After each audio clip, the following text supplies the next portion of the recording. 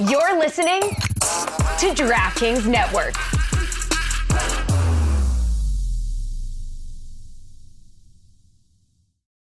Today's episode is brought to you by Venmo. Look, no matter how your favorite team does this season, there's still one way to feel like a winner. And that's with Venmo. That's because when you use Venmo to add $100 or more to your DraftKings account, you'll get an extra $30 in DraftKings bonus credits. Terms apply. Just go to DraftKings.com/Venmo to activate your offer. Then choose Venmo to add funds to your DraftKings account, add $100 or more, and boom, 30 bonus credits will appear in your DraftKings account if you're eligible. This offer's only good through October 31st, 2024, or while supplies last. So make your move before the shot clock runs out. Here's the deal. Venmo is a fast and easy way to add money on DraftKings. And if you don't have a Venmo account yet, don't sweat it.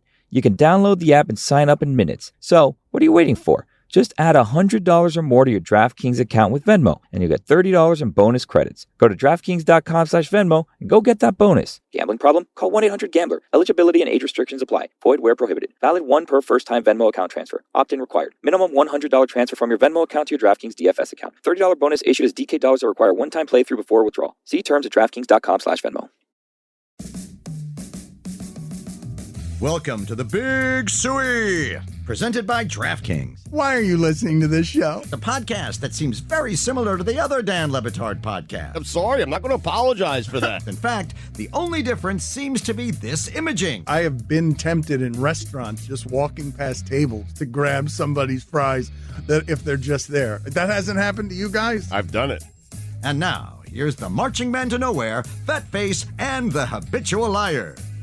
Rece Davis is the host of College Game Day, always nice enough to make time for us. And Rece, we were discussing this before you came on because we feel like you did not get enough credit for your heroic efforts a week ago when you were at Cal and you were forced into action to call the Cal-Miami game. So we want to give you your proper due right now, Rece. It was a heroic effort. Way to go, Rece.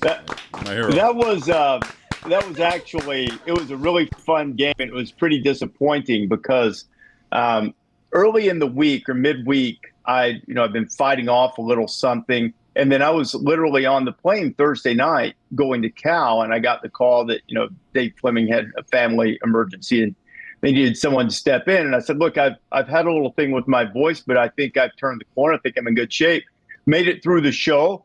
And then Saturday afternoon, sitting in my hotel room, going over my boards, putting notes on the board and getting ready for the game and all of that stuff.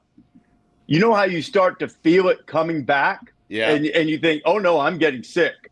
And then I was like just slamming tea. And the thing is, I haven't told anybody this publicly, but because I like you guys, I'll tell you this. I did the last, I would say, 4 minutes of that game with my hands on the table in front of me, desperately needing to go to the restroom, but could not. Wow. I mean, desperately, because I'd had so much tea, so much water, just trying to get through the game. And fortunately, I survived without incident, and so too did the Hurricanes. So that was good. Ovation again. Yes. Ovation Wow. again. What a trooper. One or two, Rece. One or two. Oh no, it was one. It was okay. Number one because I was just drinking. Indelicate question. One of the people in the booth said, "I don't think I've ever seen anyone drink as much tea and honey and water as you just did in the last 3.5 hours." I was like desperately trying to keep my voice going, and and I was a little sick, but I'm on the mend now. Should be, and I'd say I'm about 90%. So now I'm upgraded from questionable last week all the way to probable and maybe off the list pretty soon. Now, Rece, when you sound like you did during that game, do you grind that tape afterwards and listen back, or do you just No, man. Just move on. Yeah, no, that has to disappear. It's well, we'll give you a little taste of what you sounded like. No! Oh, don't do this. What do you want? This is where the big comeback started, Rece. You meant the moment. Okay. 20 on 3rd and goal. And try it again. This time make it work. Isaiah Horton goes into the end zone without incident. And the Canes draw closer. Just fighting through. It was rough. Heroic, though. Yes. It's funny. I don't get sick very often, but we don't need to dwell on this, I don't guess. But when I do, we get a cold or whatever, that's where it tends to get me. So anyway, hopefully that's one and done for this season, and that won't happen anymore. One thing, Rece, that has been really sick this year has been all of the home atmospheres at the college game day locations that you guys have been to, and most recently Oregon and Ohio State, giving us the game that we were all hoping for this past weekend. Do you think Oregon really has the juice to take this thing all the way to a Big Ten championship in the playoff? I do. I do think Ohio State has the better roster, but I think Oregon has the better quarterback. Now, I don't say that to cast aspersions at Will Howard. I think he's a really good player, but I've been a big fan of Dylan Gabriel since he was at UCF. And he was really good at UCF, played great at Oklahoma last year, and made big plays against a really good elite Ohio State defense on Saturday night. So I do. The Jordan Birch injury is a significant thing. He's their best pass rusher, but they have other guys. So I think Oregon is built to do this. Now, if they were to play Ohio State again, which seems likely, if they make it to the Big Ten championship game, beating that team anywhere is a tall task. Doing it twice would be huge. But I think Oregon is not only a playoff team, but a legitimate national championship contender. Rece, let's head back to Cal for just a quick second because I want you to help me figure out Miami. They needed a miracle comeback against Cal the week before. They needed an overturned last-second touchdown to beat Virginia Tech. They're about this close to being 4-2. How good is Miami? I think they're really good, but they can't keep doing this because some of their problems have been self-inflicted. So they need to, stop putting themselves in holes against teams they should beat. Now, no disrespect intended to Cal or Virginia Tech. Virginia Tech, who was supposed to be good coming into the season, probably hasn't played as well as it had hoped. But Miami's the better team. And the good news for Miami is if it were to get in that situation again, having Cam Ward is a really good way to get out of it. And, he's probably the leading contender for the Heisman Trophy, along with Ashton Jeanty from Boise State, a couple of other players certainly in the mix there.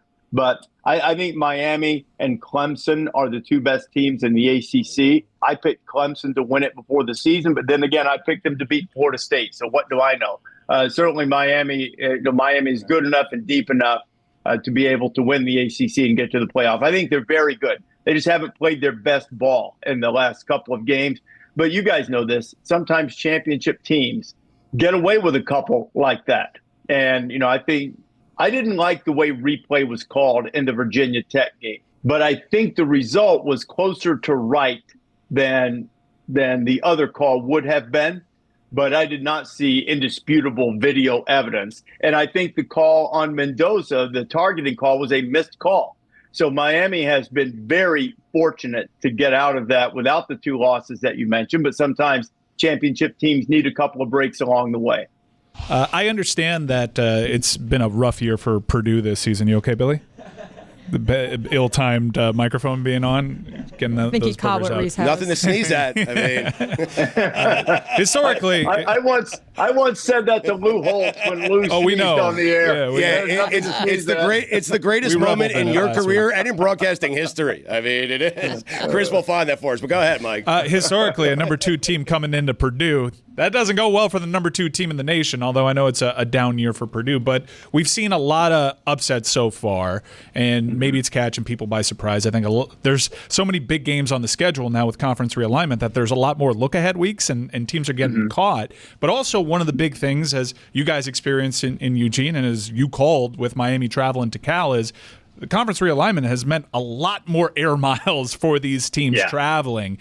Do you think that is a contributing factor for why this season's been a little bit tougher to predict? Well, the results speak for themselves. Now, I should have updated the numbers before I came on with you guys, but going into last weekend, teams in the Big Ten traveling 2 or more time zones against power conference opponents. So you took the Hawaii game for UCLA out of the mix. But they were 1-10. And, Ohio State lost. Penn State did get a win under those circumstances last week. I don't think this Purdue team, despite that rally that they had that came up a little short against Illinois, is the type of team that should be able to be the proverbial spoiler makers. But you had a really emotional win. You have a short week. for Oregon, and you travel the 2 time zones. So there are some things working in their favor, but I don't think these are the types of teams that Jeff Brom had a few years ago that, laid the wood to really good Ohio State teams. I think they maybe beat Michigan State when Michigan State was highly ranked one year. I don't believe this is that type of Purdue team. So I think Oregon should be fine, but your point's well taken. I mean, they've got and nobody has upset top 2 teams as a ranked opponent at the rate that Purdue has. No, I mean, they lead the world in that category, but I'm not quite sure they have a Rondale Moore or someone like that to be able to spark an upset. Chris, let's play for the audience one of the greatest feats in broadcasting history. Also mentioned Amir Abdullah. Now, Marshall, usually it's all Rakeem Cato, who did throw a touchdown pass in his 40. Devin Johnson put up 272 yards. That's a Marshall record, nothing to sneeze at. Just great. Just fantastic. Nailed it. You listen back to that, huh? I mean, that was better than the earlier clip, although the cadence was a little quick. Yes. So I need to slow down, but that's okay. Rece, the big game this weekend. Well, there are several big games this weekend, but the one a lot of people are focused on is Georgia and Texas. And I'm wondering, can Georgia lose here for a second time and still make the college football playoff? They can, but it would certainly put them with very little, if any, margin for error. They'll then start needing things to go well around them. I think, if you have, it also depends on how the game is played, but you have a last-second loss at Alabama. You have if they were to have another last-second loss at Texas and still come through the rest of the schedule with the trip to Ole Miss still looming, I think they could, but a second loss would certainly put them in peril. So it's a really, really big game for Georgia. And it's a Georgia defense that by mere mortal standards is still good, but by Georgia standards has been a step behind. And with Quinn Ewers having a week to sort of knock off the rust and get his timing back against Oklahoma, that's probably, you want to be as sharp as you possibly can be on defense. I think that goes without saying. But, on the flip side, Texas hasn't seen a quarterback or an offense anything like Georgia has up to this point in the season. I think I put in my notes yesterday that Texas has faced, among its Power 4 opponents, they have faced a former walk-on making his second start and 2 freshman quarterbacks, and they haven't seen a passing offense. 4 of the 6 teams they faced rank at 100th or worse in passing offense, and the best passing offense they faced is 45th.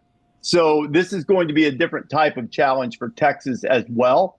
But I do think the Georgia defense needs to elevate its play, particularly in the secondary, if they're going to have a chance to win Saturday night. You mentioned Georgia's remaining schedule. If they do lose to Texas, they would also have to beat Tennessee this year. Tennessee is playing Alabama this weekend. But Tennessee's offense just really hasn't looked right over the past few weeks. Nico Iamaleava, I think, only had 4 completions of over 10 air yards last weekend against Arkansas. He's not looked as good as they looked early in the season playing against the non-SEC teams on their schedule. So when you have Tennessee's offense, which has been struggling, versus Alabama's defense, which has struggled against the last couple opponents that admittedly run a very different offense than what Tennessee has, who do you have coming out with a win in that game?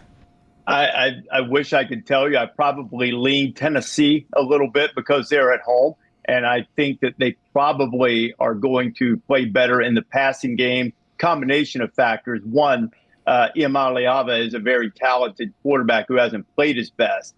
But they've also, I think the thing to remember is I know Heupel is built on going fast, up-tempo, small amount of time between plays. But the strength of this Tennessee team is its defense, particularly its defensive front, and the running game with Dylan Sampson. So Heupel is playing to his strengths a little bit. It'll be interesting to see, though, if they attack downfield, because Alabama's secondary, while I think they have talented players, they have a lot of young guys back there with a couple of veterans at safety. And implementing a new system, new coaching staff, there have certainly been some bumps in the road. There's no question about that. So I think you'll see a better Tennessee passing attack. And the real question becomes, can Alabama be consistent on offense? We know they have dudes who can erase mistakes. Jalen Milroe, Ryan Williams, Jam Miller, there are a number of other guys. They can go, negative play, 0 yardage, 79 yards to the house. I mean, they're very capable of doing that. So if Tennessee can limit that and maybe get just a little bit more out of that passing game, I probably lean Tennessee a little bit on Saturday. Rece, a question that I don't believe has ever been spoken aloud in the history of college football. Does the Army-Navy winner actually have a chance to make the college football playoff? Yes.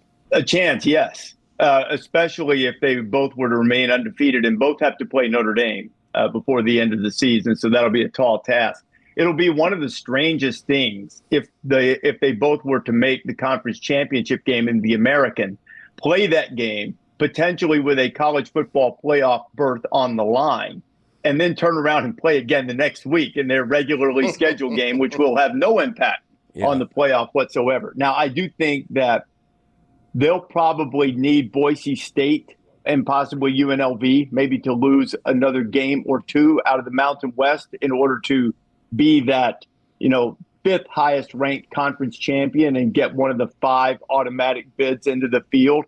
I think it's a little bit of a taller task for Army or Navy to be in that large selection. So that would be, the challenge for them. But, certainly it could happen. And if they're undefeated, they'll be in position not only to be that 5th highest ranked conference champion or maybe 4th highest ranked, and certainly they'll at least be on the cusp of at-large consideration. So it's not out of the realm of possibility at all. And if you haven't seen either of them play this year, they still run option. I'm not trying to suggest otherwise, but they put some really fun wrinkles into the offense, particularly at Navy, and Army has found its own version of it. And they're a little more explosive through the air at key times than you might imagine. And this Blake Horvath at Navy, the quarterback, is a ton of fun to watch. Rece, the show is better than ever. It really is, which is saying something, College Game Day. But I'm wondering, what has surprised you the most about working with Nick Saban? Because he's been great. He's been phenomenal. I think the quickness with which he has adapted to television. He's one of the most gifted communicators I've ever been around. I mean, he can explain things and grab your attention in a way, both football, psychological, or if he's telling you about his business ventures. I mean, he can communicate. Everybody knows this. This is why everybody in the world wants him to come speak. But television and fitting into a group is a different dynamic, and usually for most people, I think it almost takes a full season. And for him, I mean, he's adapted very quickly. He understands team. He's a great advocate for the show. He comes up with ideas. He's certainly, as you guys might not be surprised by, he's not shy about expressing his opinion, yet he is not overbearing. That guy listens to everybody and takes it into consideration. So he's been great. And I think probably how quickly he's been great has been the only thing that surprised me. Rece, the most stressful part of me watching College Game Day is whenever McAfee stands on the chair. But luckily, the last few weeks, you've gone over and you've been a helpful friend, kind of holding the chair for him. Mm-hmm. Now, I will say, while that's very nice of you and very helpful, if he falls on that chair, it's going to crush on social media. So I really think you need to reevaluate. He should push him. Even Pat. I mean, Pat loves a viral moment. I feel like even Pat would like the viralness of him falling from that chair. He might. The funny thing, I got a text from him a few weeks ago, and because I've been doing this for a while, when he was sitting right beside me, I would always reach over and steady the thing. But I mean, these chairs are not made for people to stand on them, right? And so I gotta protect my guy. I gotta make sure Pat doesn't take a spill to the best of my ability. I have thought a couple of times, okay, what if he comes off the thing anyway? Am I sturdy enough and strong enough to absorb the blow? And maybe all of us will come out none the worse for the wear. But I'm going to steady that thing for him because I appreciate your desire for a viral moment. But my desire to keep the show from completely going off the rails and making sure that one of my teammates doesn't get injured is going to supplant your desire for the viral moment. I have a McAfee take as well. I think, Rece, that he is getting tired of writing these checks for made field goals. Yes or no?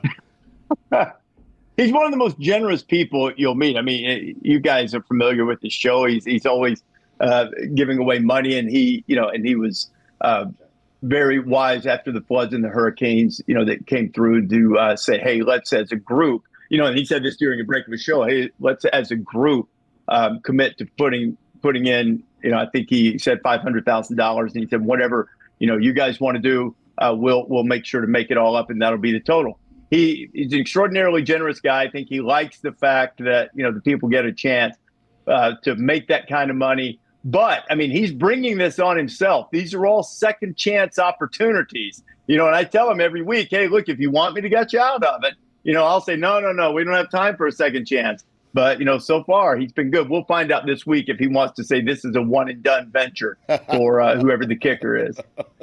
Rece, what's been more surprising to you this season? Pitt winning mostly with an offense-first sort of game plan, or Vanderbilt beating Alabama? Oh, boy. Those both are great questions, particularly because of the way Pittsburgh has had to rally. And, Eli Holstein has been terrific. Their new offensive system is fun to watch a little bit. They had a good offense with Kenny Pickett, but it's a little bit anti-Narduzzi, one would think. But I would say probably with Alabama coming off that win over Georgia, losing to Vanderbilt is, and Vandy's better than people think. And Diego Pavia is a great story, but they really had no business losing that game. And, and they didn't blow the game. They got whipped. Vanderbilt beat them on the line of scrimmage, as Pavia said after the game, pretty much from kick until the end. They got whipped. So, but seeing that was probably still the most surprising result of the season. Look, Alabama's going to have some bumps in the road. This transition, when you go from the greatest of all time and who had a certain way of doing things, and you change that, even with an accomplished coach like Kalen DeBoer, and I think he's an excellent coach, his record indicates that.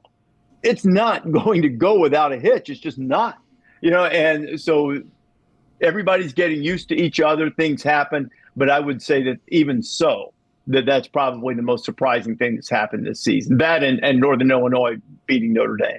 Rece, you've been generous with your time as always. I am interested. We play a game around here if the season ended today.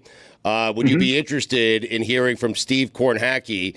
He is outside right now on the whiteboard, and he can give you the playoff matchups if the season ended today in college football. Would that interest you? I'd love to see that. Let's see that. Thank you, Stu. We're out here in Kornhacki's Corner taking a look at if the college football season ended today with 50% of the results in from our polling thus far. We take a look at the AP poll. Texas, Oregon, Miami, Iowa State.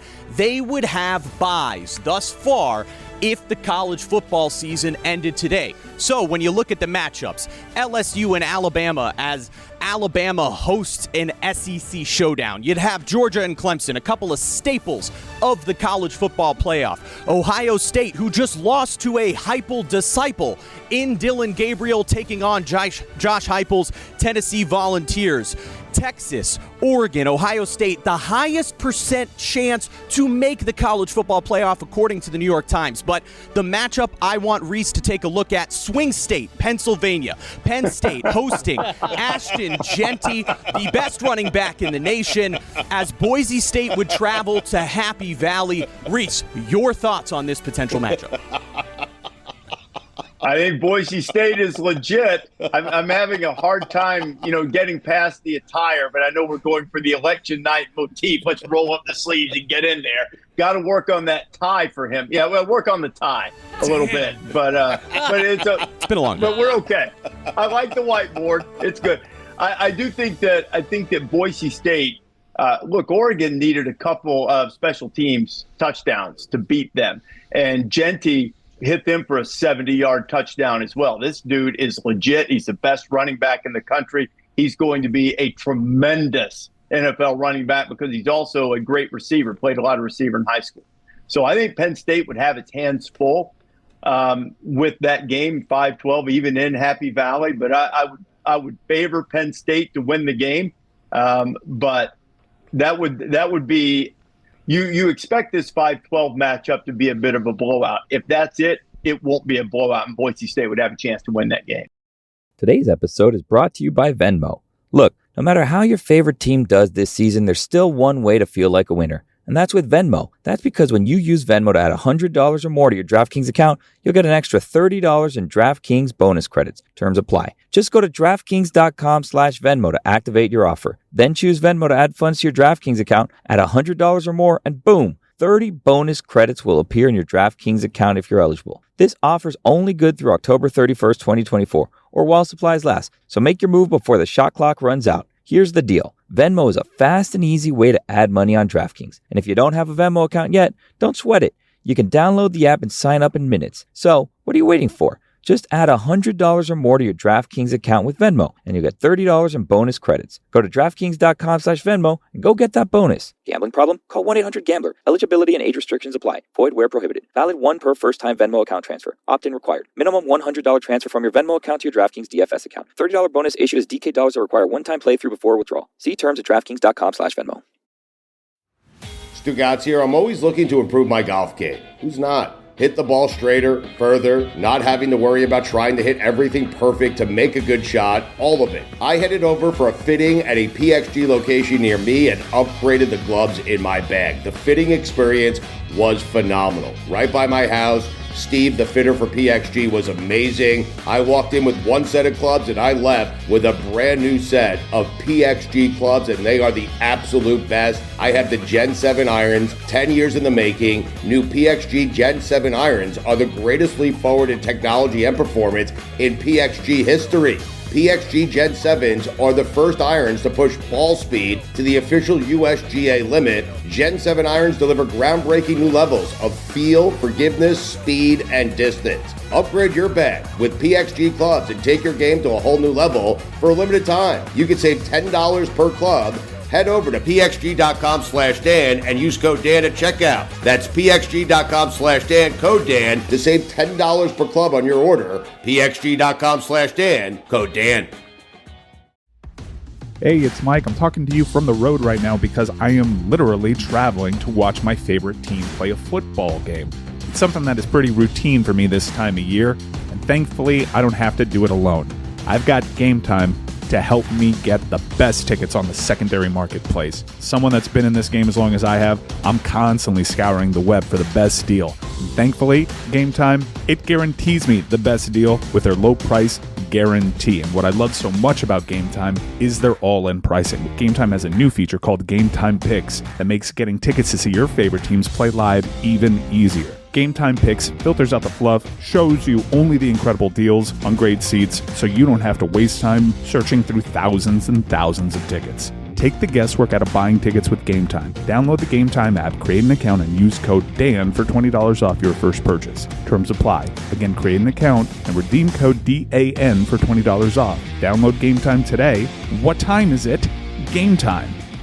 Don Le Batard. Baker Mayfield tearing up Tampa Bay. 38 for 45. Stugotz. Shred 'em! This is the Don Le Batard Show with the Stugotz.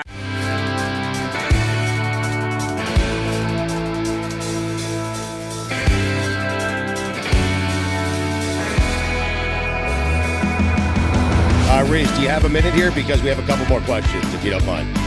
No, I don't mind. Okay. Go ahead, Mike. I want to ask you about the Heisman Trophy, in that this looks like one of the best Heisman races in quite some time, actually, when you consider the star power. You have a star player playing two ways. You have a running back potentially doing something historic with talking about 3,000-yard season. You have Cam Ward, who seems like he has a transcendent star quality about him with the celebration. Is this the best Heisman race since maybe the 90s? I don't know if I'm going to go quite that hyperbolic. I'd have to go back through all of them. The Lamar Jackson year was a good Heisman race, though he pulled away with it. Kyler Murray versus Tua was a really good Heisman Trophy race at the end, and somewhat in dispute. So I think all of those races were good, but this is a good one because it's got different layers, meaning that Colorado is much improved. They're not going to be a playoff team. They have the guy who's the best football player in the country. Nobody else is doing what Travis Hunter is doing. Now, got hurt the other night.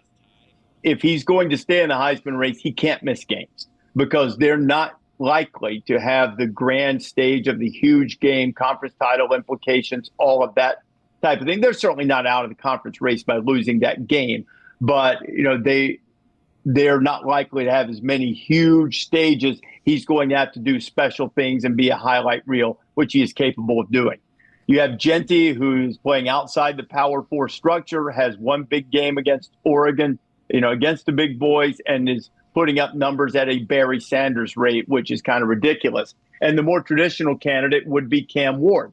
Now, he's not the only one, from the traditional structure, but I would say that he is probably the guy, in my judgment, that would be most likely to win under traditional circumstances. But I do think that Hunter and Jeanty are going to get a lot of support, and deservedly so. And a lot of it depends on, whether Travis is able to play, how effective he is, all of that type of thing after missing a big portion of the game Saturday night against Kansas State.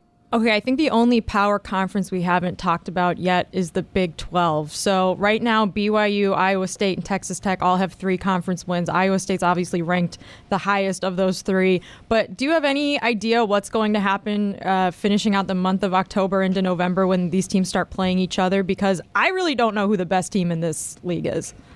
I think the best team is Iowa State, but BYU's getting better. But what I've said about this, and I've coined it, tried to make it a catchphrase and get Brett Yormark to pay me for it, is that the Big 12 is wide, not deep.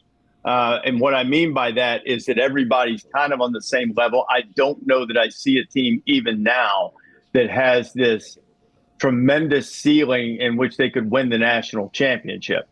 But I see a lot of really good teams, even teams that have gotten off to terrible starts in conference play. I mean, Oklahoma State's one of the most experienced teams in the country, and they were in the Big 12 championship game a year ago, and they can't get out of their own way right now. Utah has had another injury, unfortunately, to Cam Rising. Those were the teams that were the favorites to begin with, and they're kind of at the bottom of the league. And then you have, these other teams who have risen up. Iowa State has made an art form the last several years of finding ways to lose close games, but they found a way to win it this year, a close game against Iowa.